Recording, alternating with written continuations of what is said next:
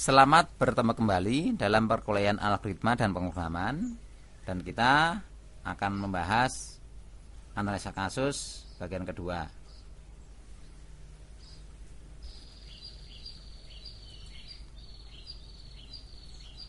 Struktur yang kedua dalam analisa kasus setelah depend on adalah if then else.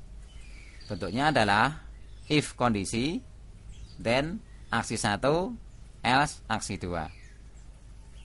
Di sini, jika kondisi bernilai benar, maka kerjakan aksi 1. Jika tidak benar, kerjakan aksi 2. Jadi kondisi setelah else adalah lawan dari kondisi pada if.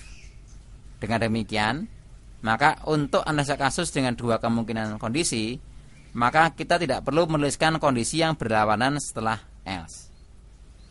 Perhatikan betul di sini.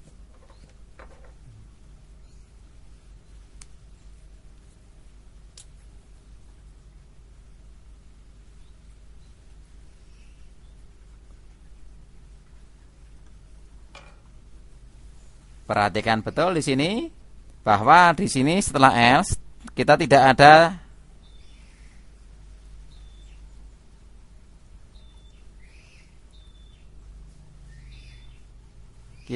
ada suatu penilaian kondisi. Artinya di sini semua tergantung dari kondisi yang pertama. Kalau dia bentuknya ya atau dia itu benar begitu, maka kita kerjakan aksi 1. Tapi kalau dia salah, ya perhatikan, kalau dia tidak atau dia salah, gitu, salah atau false, begitu, maka kita kerjakan aksi yang kedua. Jika bentuk if then else ini memang umumnya digunakan untuk kondisi yang komplementer. Ya. Contoh kasus odd atau even. Misalnya dalam bilangan kita diminta untuk menentukan apakah suatu bilangan ini adalah genap atau ganjil. Jika A integer, perhatikan, bagaimana cara kita menentukan bahwa A itu adalah bilangan genap atau ganjil? Tuliskan genap bila A merupakan bilangan genap dan ganjil jika A adalah bilangan ganjil. Kita tahu di sini bahwa untuk menentukan bilangan adalah sebuah bilangan genap atau tidak, maka bilangan tersebut habis dibagi dengan 2. Jadi kita gunakan mod. Kalau A mod 2 ini sama dengan 0, maka dia adalah bilangan genap. Kalau dia tidak sama dengan 0, maka dia adalah bilangan ganjil. Begitu. Oke. Sehingga kita bisa buat spesifikasinya di situ. Input A integer, kemudian prosesnya adalah menampilkan genap bila A bilangan genap dan ganjil bila A bilangan ganjil, dengan output adalah genap atau ganjil. Outputnya ini. Solusinya adalah sebagai berikut. Program ganjil genap pertama. Kamus AB integer. Algoritmanya input A. Kemudian kita lakukan if, kita lakukan penilaian dulu. B diisi dengan A mod 2. Ini untuk melihat apakah B 0 atau tidak. Ya, kita tahu dari tadi kalau B-nya 0 itu artinya dia genap, gitu ya, genap. Tapi kalau B-nya sama dengan 1, dia ganjil. Oke. If B sama dengan 0, then output genap. Else, output adalah ganjil. Kita tahu dalam bilangan memang hanya ada ganjil dan genap, sehingga kita dilakukan bentuk if then else ini.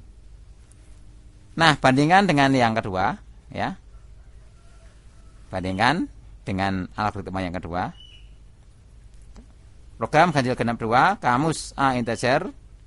Kemudian kita lakukan di sini algoritma input A, if A mod 2 sama dengan 0, then output genap.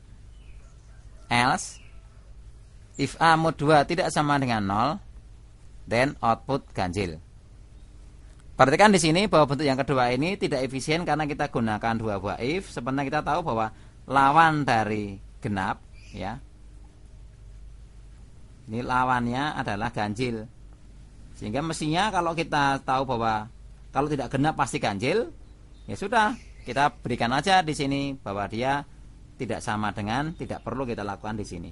Jadi langsung aja else output ganjil begitu. Jadi perhatikan bahwa kita seringkali tidak menggunakan cara yang pertama, artinya kita tidak perlu pakai seperti ini, tapi kita langsung masukkan di situ. Namun tidak perlu kita lakukan, sekali lagi tidak perlu kita lakukan pengujian setelah else kalau memang dia hanya dua kondisi yang komplementer.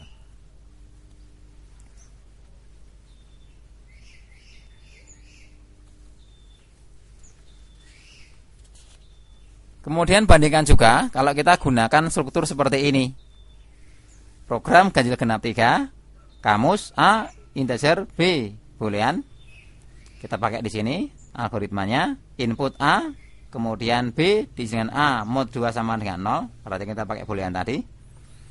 If B, then output genap, kemudian else output ganjil. Perhatikan di sini kita gunakan B sebagai sebuah bentuk untuk if dengan variabelnya adalah boolean, sehingga dia adalah benar, true atau salah isinya. Sehingga dia bisa dilakukan seperti ini langsung, if B then output genap, else output ganjil begitu. Sementara bentuk yang berikutnya seperti ini, program ganjil genap 4, AB boolean sama, kemudian di situ algoritmanya adalah input A sama, kemudian B diisi dengan A mod 2 sama dengan 0. If B sama dengan true, then output genap, else output ganjil. Perhatikan di sini kita gunakan kata B sama dengan true. Hal ini sebenarnya tidak diperlukan karena B sudah boolean. B ini boolean, ya. Perhatikan kita tahu bahwa B ini boolean, sehingga tidak perlu kita lakukan hal seperti ini. Jadi kalau kita pakai dalam program atau di dalam algoritma, kita tidak perlu menggunakan B sama dengan true karena ini akan menandakan bahwa kita tidak cukup paham tentang tipe boolean. Sehingga ini tidak perlu kita kerjakan. Begitu. Artinya B sama dengan true jangan digunakan, tapi gunakanlah if B saja, if B then dan seterusnya.